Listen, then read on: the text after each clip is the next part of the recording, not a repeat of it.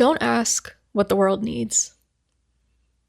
Ask what makes you come alive and go do it. Because what the world needs is people who have come alive. That is a quote from Howard Thurman. We live in a time where feeling depressed, feeling numb, feeling stuck in fight or flight can easily be a default state.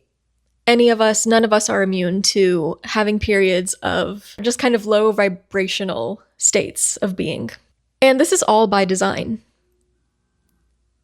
We are, by design, kept from accessing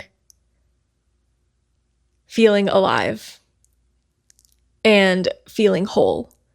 We are, by design, manipulated into believing that what's going to make us feel alive, what's going to make us feel whole is something that exists outside of us, and that it must be bought, or that it will come through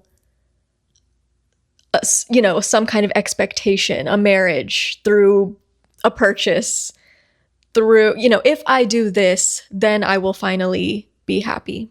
That sense of lack as a default state is by design. And so there's this culture right now of yearning. We're all yearning. The people are yearning for liberation, okay? That's what they're yearning for. We just want to feel something. You just want to do something to feel something. You want to feel alive. That is your inner life force energy wanting to be expressed. And that expression of that energy, that coming from a place of wholeness, coming from a place of fulfillment, that is actually a feeling that is innate in our bodies, that we are capable of generating. But all too often in our culture, we forget that. We want it quickly. We want convenience. We want the comfort so badly that we don't want to even bother with exploring, becoming curious about what can make us feel alive and feel whole from within. And this is because in our culture, we divide our experience into 4 different categories: body, mind, heart, spirit. We think of these as separate boxes and separate facets of life, of experience, that we have to take the things that we are experiencing and neatly be able to fit them into, one category or another, maybe 2, but we have such a hard time with nuance and recognizing that our experience is complex. And sometimes our experience doesn't fit into these boxes neatly. And so we have to realize that this way of thinking about our experience through the lens of body, mind, heart, spirit, that kind of separation is a construct. It's a particular way of thinking and talking about an experience. It is not the only way. And we have to recognize that thinking and talking about experience in this way is exactly what keeps us from wholeness and from having all of our experience. And to me, having all of your experience is essential in getting to know yourself, in the process of self-actualization, in channeling that sense of feeling alive. We have to be fully present and fully embodying everything that we are experiencing, and we have to be allowing ourselves to have all experiences. And we live in such a society and culture of suppression of feelings and experiences, especially when they don't fit into any of these categories. we just want to tuck it away and pretend like it doesn't exist, or, sweep it under the rug and not claim it, not talk about it. And we're also so pressured to have language and to communicate these things that are happening with us in a certain way, in a certain moment. Like, there's all these expectations around it without discussing like what the processing of these experiences actually looks like, the processing of our brains and our bodies as we're going through experiences, as we're going through the day to day. If you don't do it in a certain way, you're canceled or it's invalid. We're kept from claiming our experience. And the thing is, we have the right to claim our experience whether or not we can give language to it. There's more nuance there. So we have to allow ourselves to have it all. We have to practice allowing ourselves to have it all. And in order to do that, we have to be uncomfortable and we have to be able to go on this pursuit of self-actualization. Feeling whole, feeling alive, expressing your unique life force energy.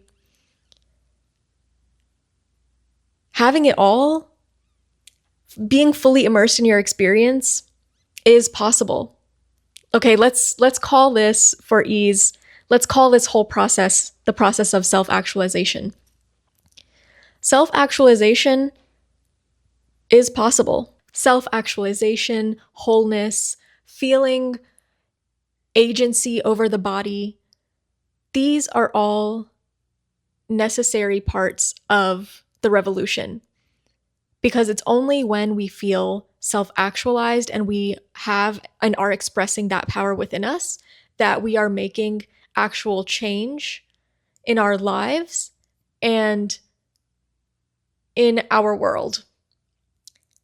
Only from that internal energy, from that point inside, does that revolution alchemize you and then alchemize your reality and your community, the people around you, the world. Like, it really is a ripple effect. So today I want to talk about one of my favorite essays, Uses of the Erotic as Power by Audre Lorde, Black, lesbian, feminist, socialist, mother, warrior, poet, and I will add librarian. Audre Lorde, one of my favorite writers and necessary reading for radical thought in general, I would say. And I want to make the case that the erotic is power. And I want to make the case that we can use the erotic to self-actualize and therefore to achieve liberation. In Uses of the Erotic as Power, Audre Lorde says, "For the erotic is not a question only of what we do. It is a question of how acutely and how fully we can feel in the doing." The very word erotic comes from the Greek word eros, the personification of love in all its aspects, born of chaos and personifying creative power and harmony. So to me, embodiment of the erotic means being creative and finding flow. And this is because in the embodiment of channeling creative energy, finding flow, right? Usually it's when we are coming up with ideas.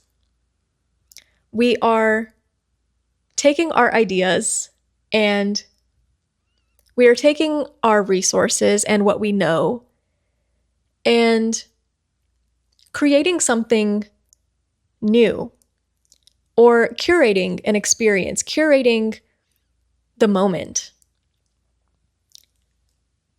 to decide what happens next, to decide how we do something, to decide what our actions will be. That is a very creative process, whether you realize it or not.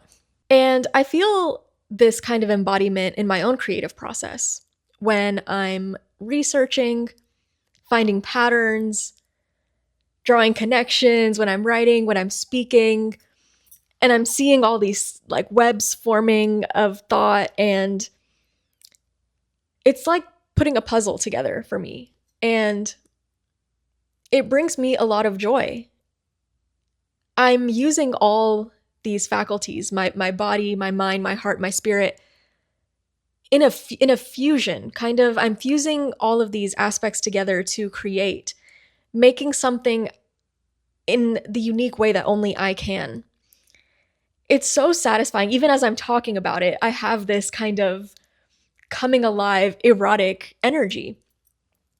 And it's that satisfying. It's orgasmic. It's erotic. It's, as Audre Lorde says here, the erotic is a measure between the beginnings of our sense of self and the chaos of our strongest feelings.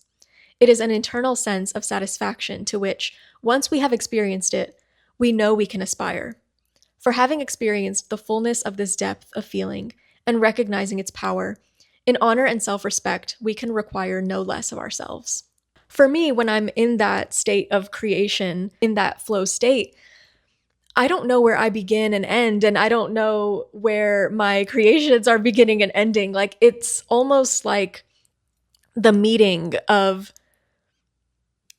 the material and the spiritual realms. And it's like you're grasping something, creating something. It's alchemy. And once you've experienced that, you know that you can aspire to that in so many different facets of your life.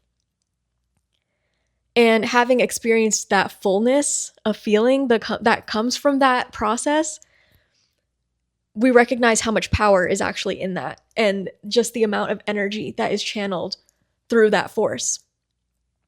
And once you're aware of that, you can require no less of yourself. In this way, the creative process is very feminine.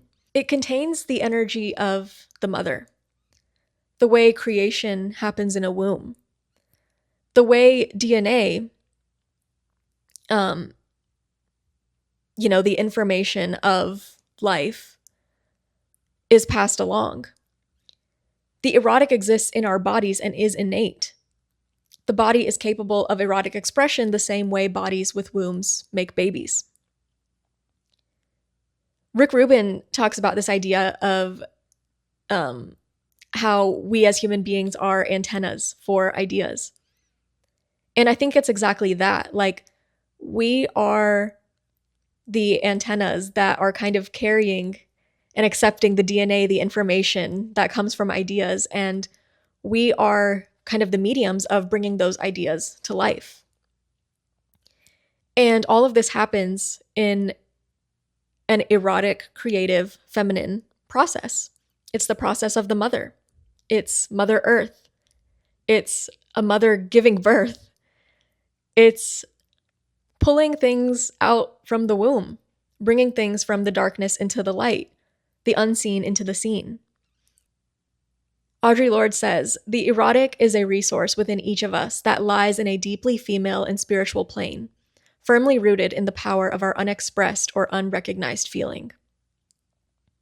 It lies in the shadows until the creations, until our actions brings it to life. The erotic is a source of power and information when we channel it through creativity and express it through our creations. That's eroticism. And so often in our society, we confuse the erotic with the pornographic. And again, this is by design. Oppressive systems manipulate us by making us believe that this feeling of fullness, this kind of self-actualization, this feeling of wholeness, the erotic, comes from outside of our bodies, that it is not innate, and that it must be bought, that it must be prayed for, that it'll come in an afterlife, or again, through some other means, getting married, having kids, getting so-and-so job, traveling to so-and-so destination, buying a boat. Audre Lorde says, and that deep and irreplaceable knowledge of my capacity for joy comes to demand from all of my life that it be lived within the knowledge that such satisfaction is possible. and does not have to be called marriage, nor God, nor an afterlife. My capacity for joy is innate. It comes from a long line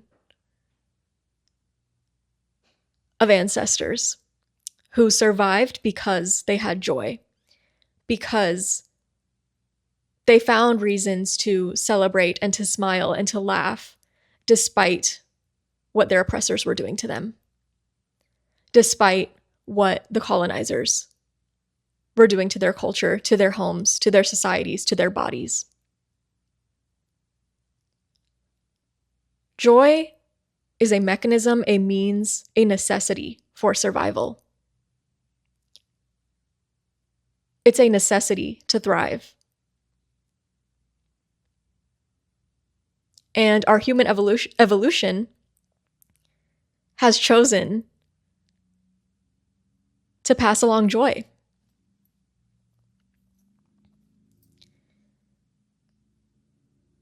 We do not need to rely on any external anything in order to access it.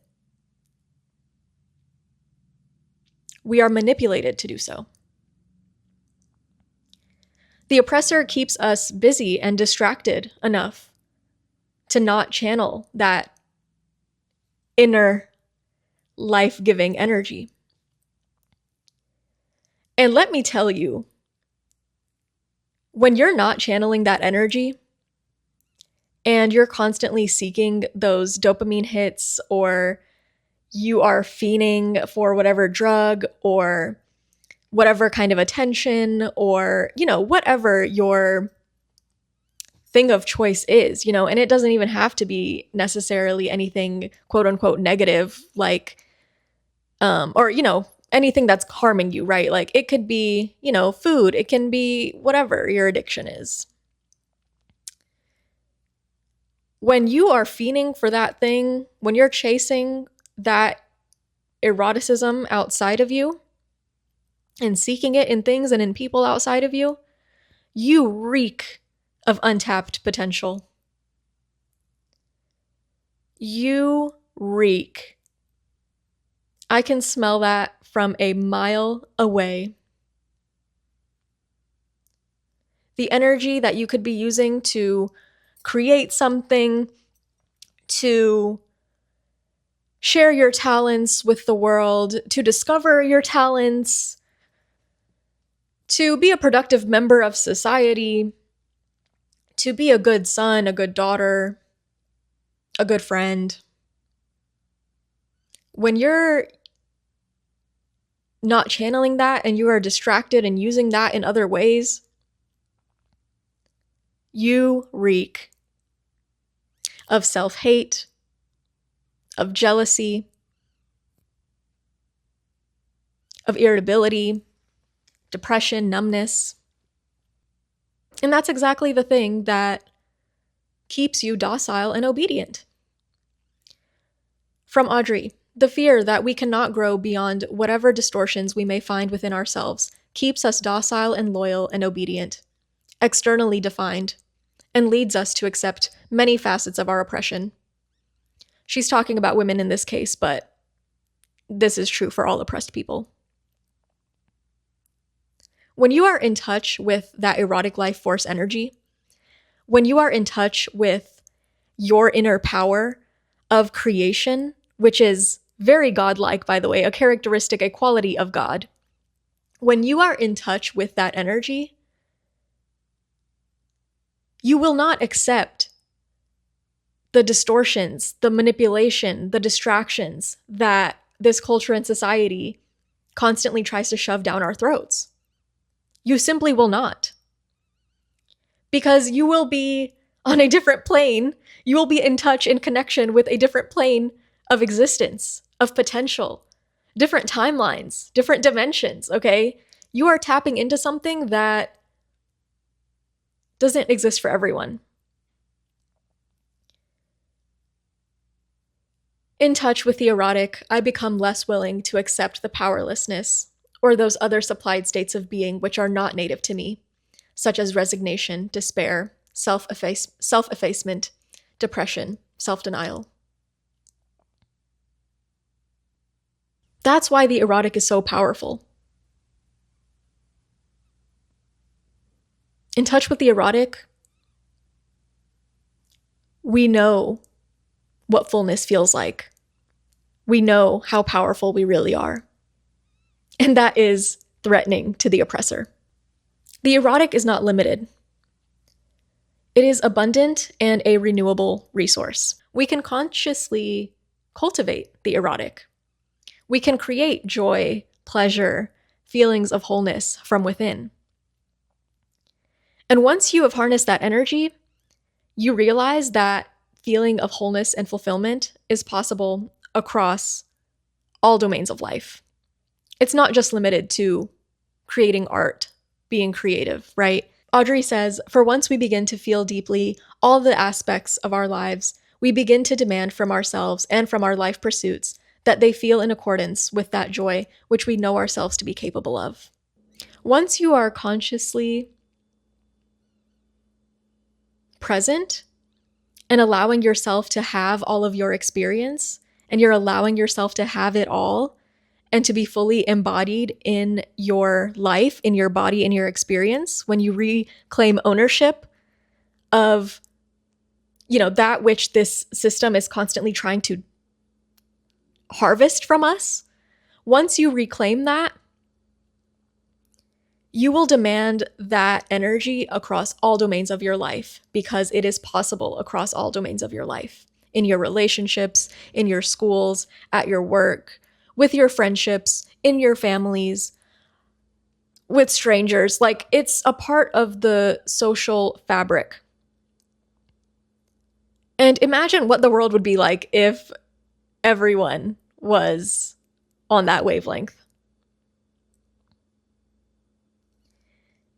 And at that point, it really becomes a responsibility, because once you are aware and you have the knowledge and you have the experience that, hey, I can actually cultivate this feeling of fullness and showing up and doing what I have to do and supporting society, supporting my family, being productive, being in your purpose, being in your life force energy. Once you know how to channel that, it becomes a responsibility to do so across all aspects and facets of life. And this is a grave responsibility projected from within each of us, not to settle for the convenient, the shoddy, the conventionally expected, nor the merely safe. Once you know what's possible, you can't settle for mediocrity. And I think this sentence here is a major kind of drawing a line in the sand between people. There are some people who settle for mediocrity, and those are the ones who probably align with the oppressors. Those are the oppressors, and those are the ones who align themselves with the oppressors. Y'all settle for mediocrity. Y'all settle for what's convenient. Y'all settle for what's quick, what's conventional. Y'all are so not curious. Y'all are so close-minded, and y'all play it safe. And then there are those who dare to color outside of the lines and expect excellence and do not settle for mediocrity. And when you are one of those people, you are one of those people who is consciously trying to be a part of your experience. You are consciously playing a role in what happens to you, your reality. You are in touch with the erotic. You understand what you are capable of. You understand that power of creation, that godlike energy within you. That power. So exercising eroticism in this way, being able to strive for self-actualization, being able to channel joy and pleasure, is not a privilege. It's not something that's been reserved for the ultra rich. It's not something that we need to be manipulated into. It's a human right.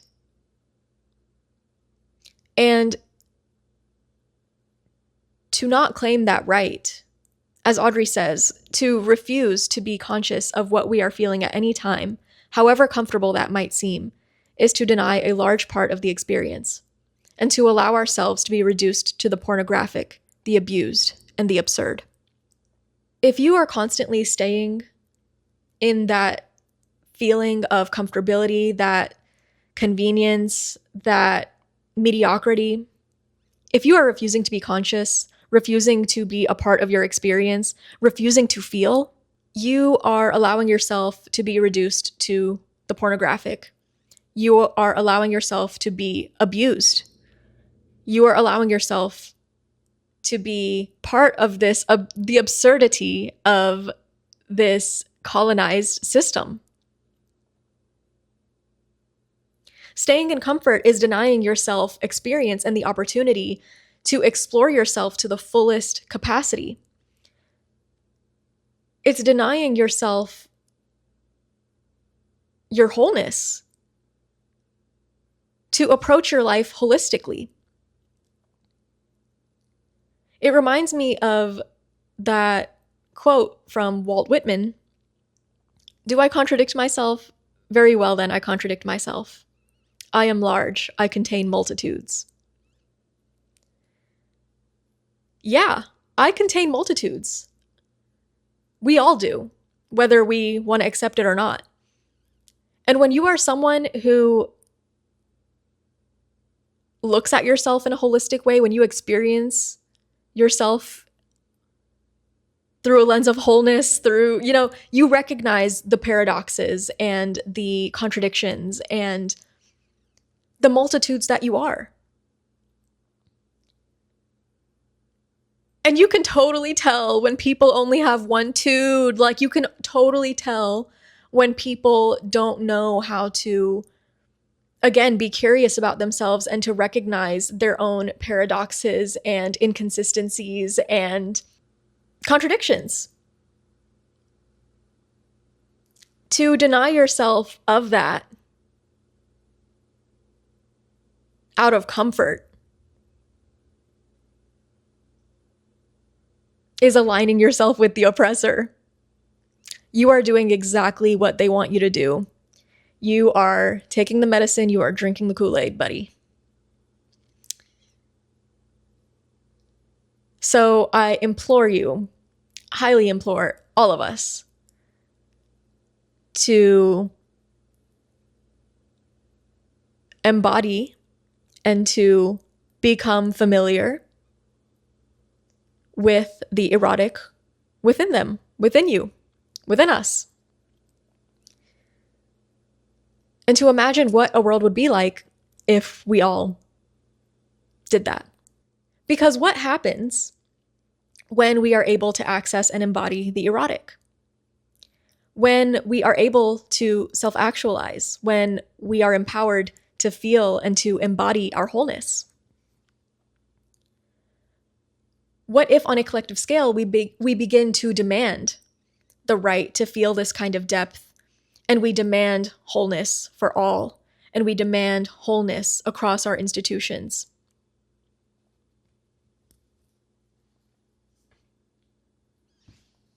Liberation, okay? Self-actualization is what drives liberation. In order to self-actualize, we need common social, cultural, emotional, political facets to be aligned. In order for all of us to have the resources to self-actualize, to have the time, to have the energy, the space, the means to be able to access that flow state, we have common social, cultural, emotional, and political interests. That's what that means. And it's such a better world when we are all able to have access to those things in the ways that we need. And all of that is revealed through this pursuit of self-actualization. It really creates a feedback loop. The more self-actualization, the more liberation, and the more we're liberated, the more we self-actualize, and it just feeds into itself. We live in a dominant culture right now where that is not what's happening. And it's because we don't have the means to. It's because we are constantly manipulated. It's because we are convinced that this flow, this eroticism, that wholeness exists outside of us. And it's a big lie.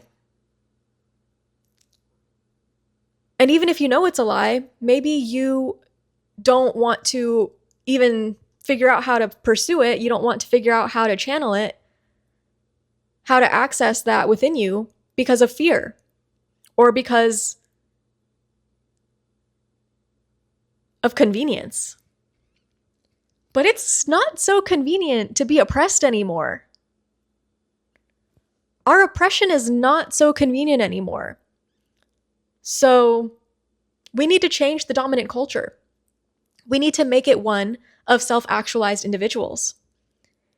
And we need to make it one of self-actualized individuals supporting each other and supporting those who are not yet self-actualized into also being able to self-actualize, to also being productive members of society, to being rehabilitated, to being good sons and daughters and friends and partners and doctors and lawyers and plumbers and carpenters and librarians. We need everyone feeling that power in doing the things that bring them joy, that will help pass along that information, which leads to our survival. And not just our survival, but our thrival. We should be thriving. A liberated world to me is one in which people are free to self-actualize. And central to that process of self-actualization is remembering, it's reclaiming the erotic within us, and it's understanding and learning how to wield the power of the erotic. Audre says, recognizing the power of the erotic within our lives can give us the energy to pursue genuine change within our world, rather than merely settling for a shift of characters in the same weary drama. Aren't we tired of the drama? The same old story every single day? We need energy, we need morale, we need joy and pleasure and that feeling of wholeness in order to change the world and in order to make it a better place and a place that we want to actually live in. Not a place overrun by mediocrity. And when I go outside, there's a lot of mediocrity. I want better for myself and I want better for all of us. When we honor the erotic, not just in being creative, when we honor the erotic in all of our facets of life, our work, our families, our societies, when we put that at the forefront, the things that we create are just different. That's when we exist in a higher vibrational state. When we celebrate and honor that within us, we no longer rely on our oppressor to manipulate us or to sell this thing back to us. It's when we reclaim our power. It's when we recognize and channel that godlike energy, the energy of the creator, which is in all of us. Within the celebration of the erotic in all our endeavors, my work becomes a conscious decision. a longed for bed which I enter gracefully, and from which I rise up empowered. So again, I really love this essay, and if I could just make this entire essay like my artist statement, my purpose for why I'm a librarian, my purpose for existing as a human being on this planet, um, it would be, my answer to you would be this essay. Audre Lorde talks about this very human, innate aspect. She gives language to this aspect of our lives, which is so primal. And she gives language to it in a way where it's so accessible and where we recognize that eroticism is not something that is just limited to the bedroom, like we're taught it is. Eroticism is not limited to, the way we interact with our partners or romantic interests. The erotic is how we access our power.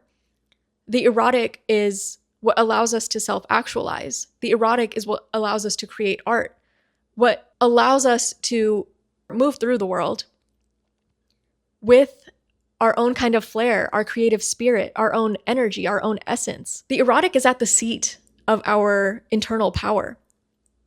And I really think that channeling it is so important in being a human. It's a need. It's something that, again, we crave, we yearn. We chase that feeling of aliveness.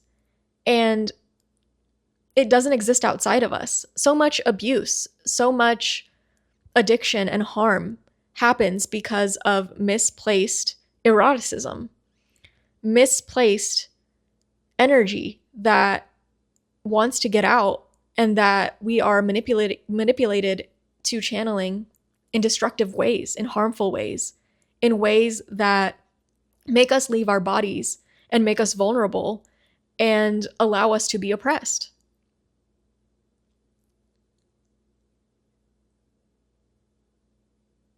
So it's essential to reclaim the erotic power, reclaim the erotic energy in our bodies so that we can reclaim our power. It is possible to have it all. And now more than ever, it's necessary to have it all. It is necessary to fully embody your experience, to be fully present, to find that feeling of wholeness, to discover what that looks like and how you can channel it. Because we all need to be finding what that role is for us and what our identity looks like within that role. And we need to be channeling our eroticism into building a new world as colonialism is in its downfall. So, yeah, going back to that first quote, ask what makes you come alive and go do it. Because what the world needs is people who have come alive. So, thanks for tuning in. Make sure to like, comment, subscribe, hype if you liked the video. The engagement really helps out the channel. And until next time.